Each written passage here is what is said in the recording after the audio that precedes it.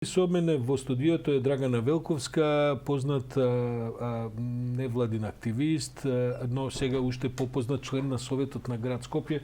Обично жената која што знае да му прави од непартиски позиции проблеми на градоначалникот, поти ова другото партиски позиции, опозиции не се јасни, тие имаат и јасни агенди и така треба. Треба да му се прават проблеми на градоначалникот, затоа е тој таму. Драгана, правам долку вовед за да кажам добро утро. Добро утро и вам. Благодарам за поканата. Драгана Велковска е во студиото и не е првата со која што ќе разговараме на оваа тема. Јас многу се загревав пред повеќе недели за иницијативата moјград.мк. Една изворна граѓанска иницијатива за сите оние, и овој пат кажувам, кои не ја посетиле страницата moјград.мк, топло препорачувам да се посети. А Драгана ќе ни каже, за да јас не прераскажувам за што станува збор, и мислам дека ќе поразговараме и за тоа, гледам дека тоа полека почнува да зема замав.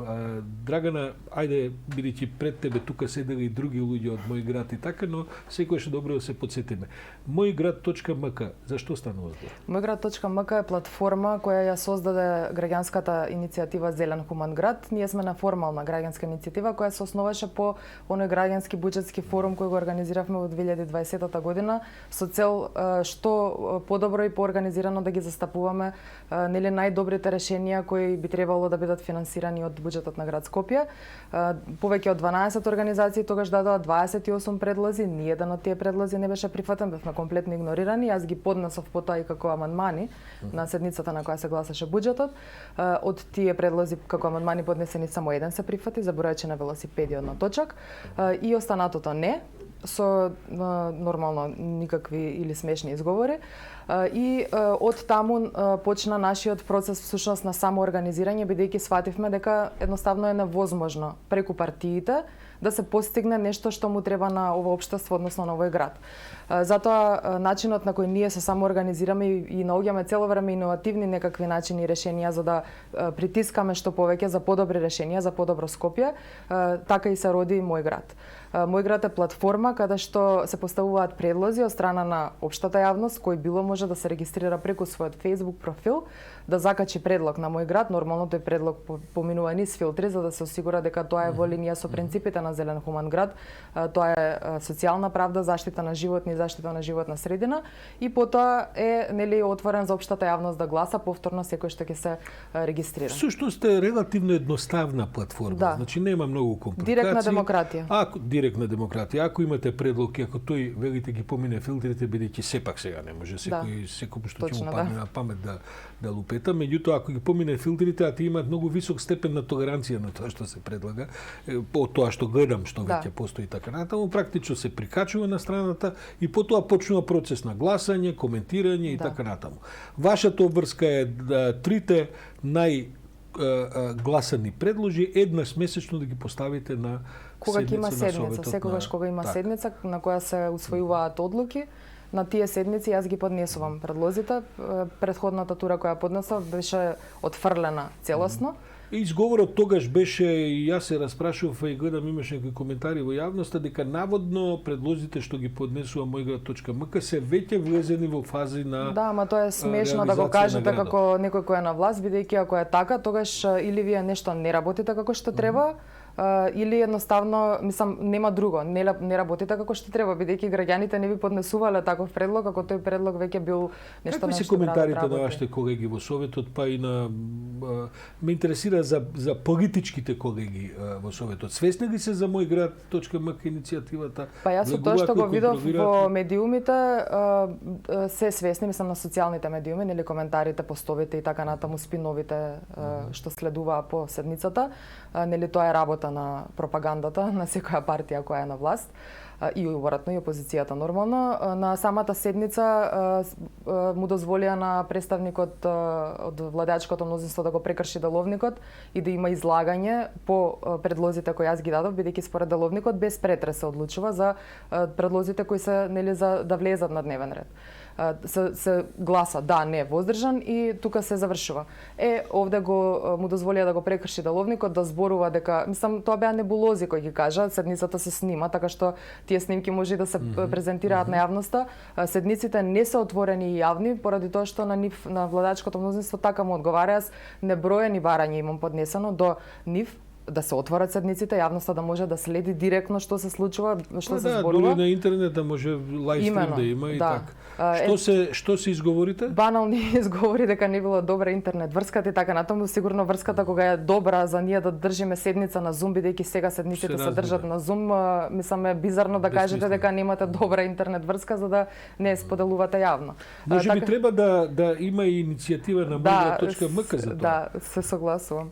Значи, јас низа предлози всушност кои се почнувајќи од оние простори да ги создадам за директна демократија директно во градот. Значи јас побарав да се сменат статутот и деловникот на градот Скопје, да се усвојат план, да се усвои план според кој ќе може јавноста што повеќе да биде вклучена во работата на Советот. Само да кажеме дека принципите на директната демократија и во теоријата и во практиката во светот се можеби најважни на локално ниво. Бидејќи таа се сведува на тоа да директната демократија овозможува што повеќе луѓе се заинтересирани за одредена иницијатива, таа да може биде артикулирана. Најчесто се тоа референдуми, но и овој вид на гласања кои што сега со нови платформи, нови технологии. Така, тука морам да го спомнам законот за локална самоуправа. Јас сметам дека навистина на партиите им одговара начинот на кој тоа е сега поставено. Вие имате 3 алатки таму. Тие 3 алатки се практично неспроведливи, од кои 2 граѓански собери иницијатива не се обврзни одлуки за Советот да би ги спровел, откако дури и целиот тој процес ќе биде организиран. Значи, самиот закон оневозможува директна демократија. Поставена демек да личи дека таа постои, меѓутоа во суштина не постои. Затоа што ние имаме директна партиска демократија. И партиите до денес никој не се обидел да го симне тој праг во законот за да овозможи луѓето, значи имате еден парадоксален момент во законот каде што ви вели дека локален референдум не можете да свикате за финансиски и за кадровски прашања. Дали смета некој дека тоа е нормално? Затоа што тие се главните всушност нешта кои го движат и кои ја даваат насоката на функционирање на еден град. Така, ако финансиите се нешто што нам не ни одговара, тогаш што? Во политиката нема друго освен кадровска политика и финансиска политика. Имено. Тоа се ветар и магла. Да ве прашам, Драгана, гледам дека во моментов најтренди иницијативата на moјgrad.mk е затворање на зоолошката градина во Битола. Таа има дури над 4500 поддршки. Морам да кажам дека тоа цифра со која што и сериозни партии би се заинтересирале. Да. Бидејќи 4500 луѓе кои што кликнали над 130 коментари. Сега ова се однесува на Битола. Имате ли екстензија своја во Битола? Се организирате ли со колеги од Битола? Што се случува бидејќи ова и за градоначалникот на градоначалничката на Битола мора да е важен некако сигнал. Така, јас веќе стапив во контакт со советниците на Поинаку, тоа е таму еден невладина организација која што има своји 2 члена во Советот на Битола и се надевам дека кога ќе ги затвориме предлозите, тие ќе се согласат и ќе го поднесат тој предлог таму. Иако тие веќе имаат во известни форми, сега не можам да кажам точно на каков начин и што, поднесувано предлози за зоолошката во Битола. Морам да спомнам овде дека на оној граѓански буџетски форум кој го спомнав, ние имавме предлог за зоолошката во Скопје. Тоа беше предлог за трансформација на зоолошката во центар за рехабилитација и конзервација на диви автохтони видови. Ние практично сакаме да не постојат затвори за животни и тоа се гледа еве и со предлогот кој беше поставен на мој град. Јас сум навистина фасцинирана од нивото на свест кој го покажале луѓето кои коментираат. Огромен дел од нив јас не ги ни познавам, иако јас сум активист за заштита на животни, примарно и повеќе од 12 години волонтирам за заштита на животни. Многу ми е мило што гледам дека свеста се кренала на тоа ниво, а тоа секако е производ на работата на здруженијата. Тоа не е производ на работа на институциите. Добро, мислам дека е тоа производ и на светска дистрибуција на така, меѓутоа во Македонија можам да видам едно големо поместување во сите аспекти на третманот на животните, почнувајќи нели од мачки и кучиња, па завршувајќи до етичко веганство. Значи, затоа кажувам дека луѓето и многу ми се допаѓа што ја гледам таа освестеност, затоа што јас знам дека таа освестеност се пренесува и на останатите аспекти, сфери од живењето, бидејќи човек што не повредува животни, што е свесен дека животните имаат своја вредност како живи суштества, не повредува ни луѓе. не маргинализира, не дискриминира и така натаму. Затоа јас во тие луѓе всушност јас го гледам спасот на светот, вака да се изразам. Добра е таа визија, сега не би наврегувала во повеќе детали, елти за тоа ќе ни треба многу време. Од ова што го гледам на мојград.мк и од ова што и ти го говориш, а и твоите колеги со кои сме разговарале, очигледно е дека постои одреден политички потенцијал во целата идеја, нам локалните избори ни се за некој месец. Што правите, ќе се артикулирате ли со како, бидејќи мора практично некако да добие да кажем екстензија ова. Листи независни, може мојград.мк, што размислувате, имате ли така? Ние веќе се организираме, како што реков, почнувајќи од граѓанскиот буџетски форум, тоа само зема се поголем замав, бидејќи едноставно е невозможно преку партиите што било да се постигне и да се помести во општеството. Сите сме свесни дека тие едно ветуваат пред изборите, диаметрално спротивно прават кога ќе дојдат на власт. Да не зборувам од позиција на опозиција дека критикуваат нешто што исто така го правеле, можеби и полошо. Така што нема друг начин освен активисти, волонтери, искрени луѓе кои со години волонтирале, тоа морам навистина да го потенцирам бидејќи сметам дека тоа е клучот всушност зошто тие луѓе се подобри од овие останатите. Бидејќи тие се луѓе кои несебично давале време, енергија, знаење и се што можеле да дадат за да подобрат нешто во општеството. Имате тие луѓе интерес да бидат формално на листи ставени да влезат во предизборен. Така, и јас се надевам дека не само во Скопје, како град Скопје, но и во другите општини на градот и во други градови од Македонија, покренели Битола која ги има поинаку кои сигурна сум дека сега на изборите ќе успеат да остварат еден добар резултат. Има потенцијал и ние веќе се организираме и наскоро ќе ги објавиме следните чекори. Драгана, да те прашам, кои се најсилните невладини лобија, да кажем, по области во ајде да речеме еве баш на овие теми за кои разговараме. Добро, животните и ова заштита што велиш волонтери и така натаму. Ова на точак ми изгледа како сериозно едно движење кој што покрена прилично голем бран на идеи, па дури и конкретни резултати. Кои се другите сериозни, да кажем, области во кои што има овој вид на граѓански? Во социјална правда морам да речем дека исто така постојат низа организации кои работат на тоа поле. Сега заштита на животна средина предпоставам исто така. Така да, Go Green на пример. Значи кога почна пандемијата, јас организацијата од која јас доаѓам, еден за заштита на животна средина, соработуваше со десетина организации, од прилика ние делевме вегански оброци на луѓе кои беа социјално загрозени. И тоа го правевме заедно со тие организации кои работат со тие целни групи, нели Леги, Седна може, потоа со платформата против сиромаштија, со Ајде Македонија кои делат оброци на луѓе кои се загрозени, така што има силен потенцијал во тие организации, но и во неформалните групи, како што ги спомнавте на точак. Затоа и ние всушност се оформивме како неформална група, бидејќи тоа ни е начин за полесно да функционираме внатре. Ние имаме еден правилник за цивилизирано културно комуницирање, за комуницирање на база на факти и аргументи, а не напаѓање, не навредување, не омаловажување. И на тој начин од внатре, кога вие поставувате едни здрави темели, таа група да се почитува меѓу себе и таа група да донесува здрави одлуки, тоа го рефлектирате и наоколу. Разговарав и со Иво Босилков, кој што е член на вашето движење, на целата иницијатива, со Горјан Јовановски, кој што исто така е дури и создавач на мојград.мк. Овој тип на иницијативи во теоријата и во практиката, значи како што е оваа директна демократија и идејата за мојград и така натаму, обично доаѓаат до проблем. Значи не е проблем отвореноста за разни идеи, дискусијата, ова што велите цивилизиран начин, правилник и така натаму. Како се носат одлуките? Одлуките се носат со гласање. Меѓутоа дури и кога има мнозинско гласање, значи се случуваат ситуации, сега имавме една таква ситуација скоро, кога имате еден член или повеќе членови кои едноставно не се чувствуваат комотно со одлуката што ја донела мнозинството. И во таков случај ние наоѓаме најдобро можно решение за сите всушност да бидат задоволни. Тоа се века социократија. Значи ние одиме еден чекор по демократијата всушност и овозможуваме ниеден кој е во групата да не се чувствува надгласен, да не се чувствува понижен, отфрлен и така натаму, зашто сите сме свесни колку ни е кревка психата, особено после се што се случи со пандемијата, и се обидуваме навистина, како што реков, да бидеме најотворени што може и никогаш да не го правиме на другиот тоа што не сакаме нам да ни се прави. Тоа е, можам да кажам, една водилка која ние ја имаме во рамките на нашата тоа во иницијатива. практичната политика и во демократијата знае да биде елемент за блокирање или елемент потоа за супресија на малцинството.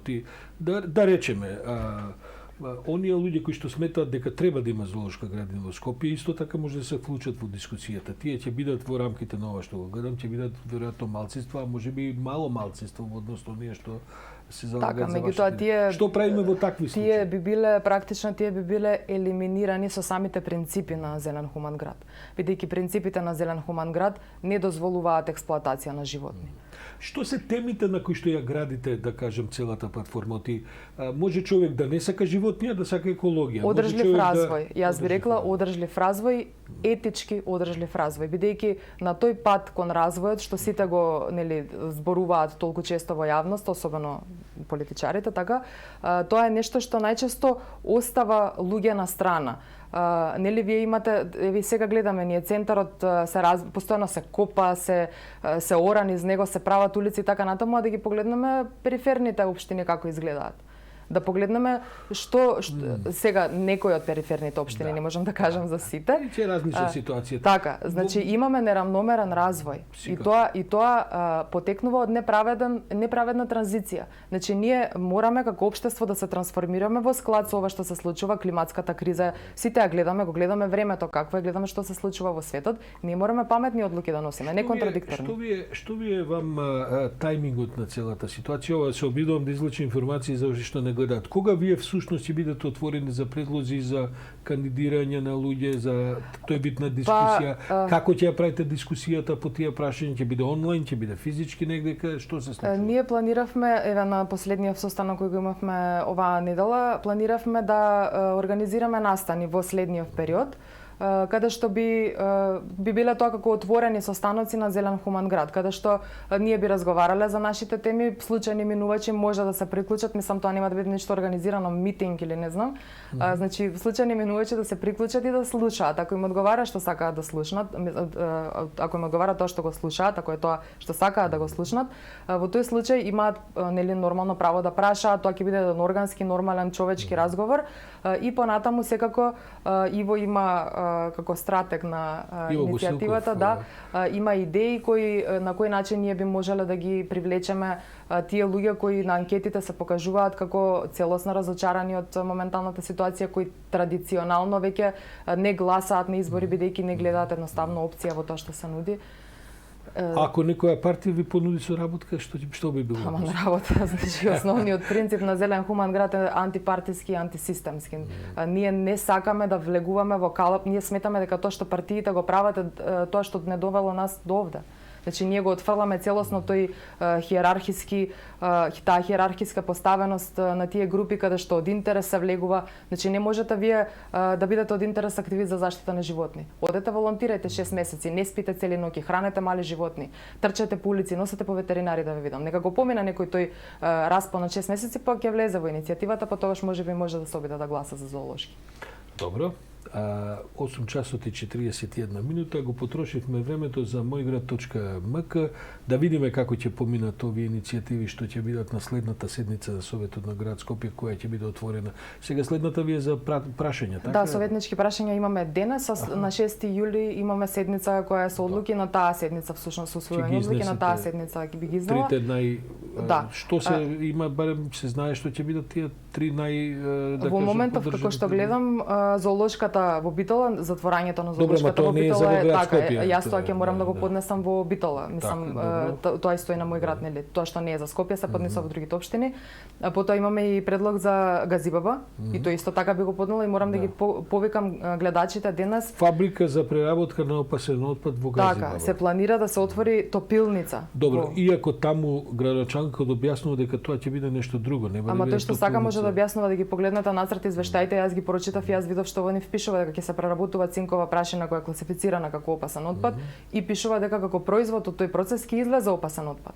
Значи вие имате Немаме многу време за детали, Бори, но добро сакам и да тоа кажам, го ги решите. повикувам да дојдат на таа станицата Зелен Хуман град. Таа ќе биде едно од предлозите за Така, и разговор. компостарите, градските компостари кои гледам дека се во топ 3 и тие Само веќе ги имаме предложено и сега пак. Само да кажам дека предлогот е да се отворат градски компостари каде што луѓето би носеле биоотпад, и ќе завршува, ќе се преработува како ќе се преработува и од него ќе излегува органско ѓубриво, тоа е затворен автоматизиран процес, нема смрдеа, нема загадување. Драгана, остануваме да бидеме во контакт веќе после седницата да видиме како поминала целата оваа работа. Мислам дека ќе веднат гласаат партиите, ама ако нека да видиме што и како. Ќе го искористиме и тоа во наша корист, како во корист на Скопјани.